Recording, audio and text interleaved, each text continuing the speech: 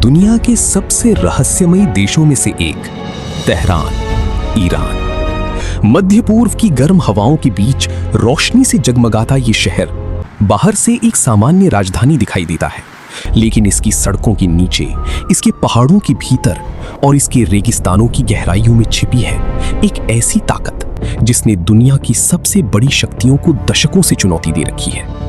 ये है ईरान, एक ऐसा देश जिसे कुछ लोग सिर्फ तेल का भंडार समझते हैं, कुछ लोग परमाणु खतरा कहते हैं और कुछ लोग मध्य पूर्व का सबसे खतरनाक खिलाड़ी मानते हैं। लेकिन सच्चाई इससे कहीं अधिक विशाल है।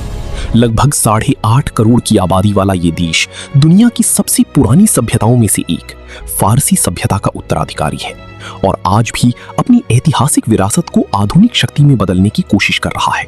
ईरान की अर्थव्यवस्था की रीढ़ उसका तेल और प्राकृतिक गैस है। उसके पास दुनिया के सबसे बड़े तेल भंडारों में से एक और प्राकृतिक गैस का विशाल भंडार मौजूद है, जिनसे वो अरबों डॉलर कमाता है।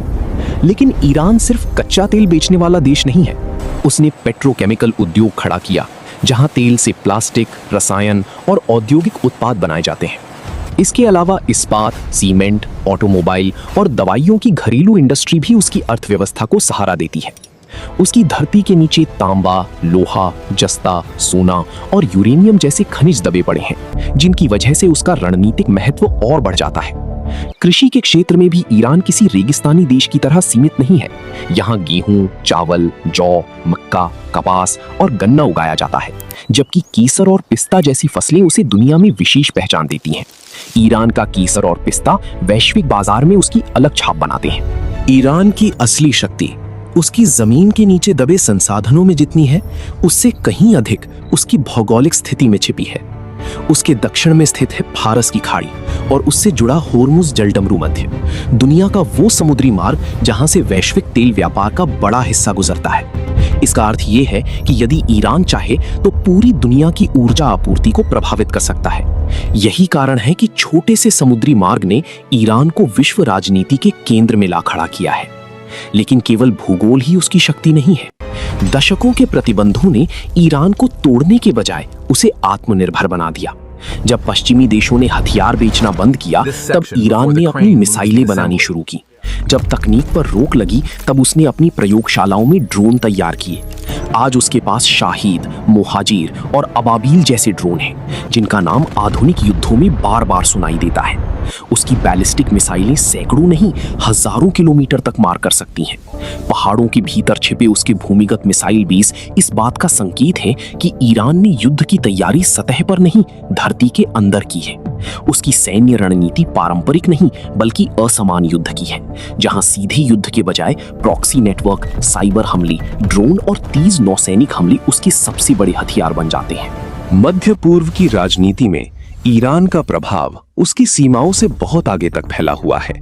इराक, सीरिया, लेबनान और यमन जैसे क्षेत्रों में उसका प्रभाव प्रत्यक्ष या अप्रत्यक्ष रूप से महसूस किया जाता है, और यही कारण है कि उसे केवल एक देश नहीं, बल्कि एक क्षेत्रीय शक्ति के रूप में देखा जाता है।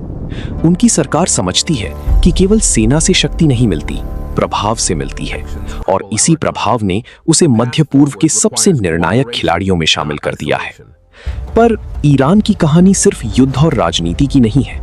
ये एक ऐसा समाज भी है जहां आधुनिकता और परंपरा साथ साथ चलती हैं।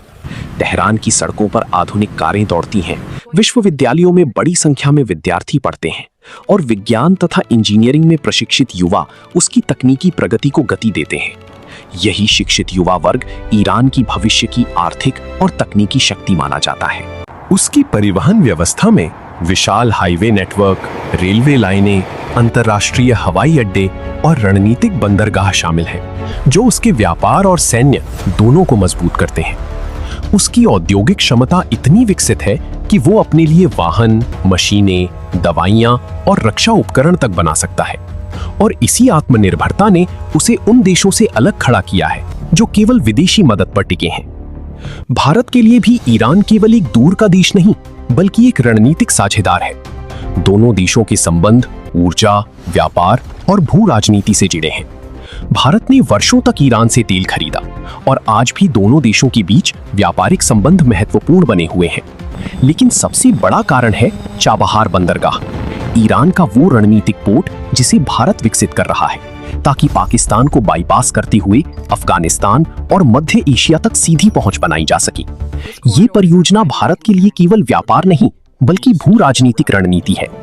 इसी कारण भारत और ईरान के संबंध कभी पूरी तरह सामान्य नहीं होते, ना ही पूरी तरह ठंडे पड़ते हैं। दोनों एक दूसरे की रणनीतिक आवश्यकता है और यही ईरान को और भी महत्वपूर्ण बनाता है, क्योंकि वो केवल अपने लिए नहीं बल्कि दूसरे देशों की रणनीतियों के लिए भी केंद्र बिंदु है।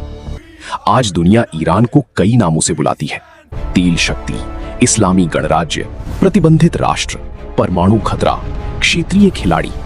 लेकिन इन सब के पीछे एक सच्चाई स्थिर है। ईरान एक ऐसा राष्ट्र है जिसे उसकी सेना, उसकी मिसाइलें या उसकी तेल से ही नहीं बल्कि उसकी भौगोलिक स्थिति, उसकी आत्मनिर्भरता, उसकी ऐतिहासिक विरासत और उसकी धैर्य शक्ति से पहचानते हैं। यही कारण है कि दुनिया की सबसे बड़ी ताकतें भी उससे टकराने से पहले कई बार सोचती हैं, क्योंकि ईरान केवल मानचित्र पर बना एक देश नहीं बल्कि शक्ति, रणनीति और अस्तित्व की वो जीवित दीवार है जिसे नजरअंदाज करना दुनिया के लिए संभव नहीं। जय हिंद।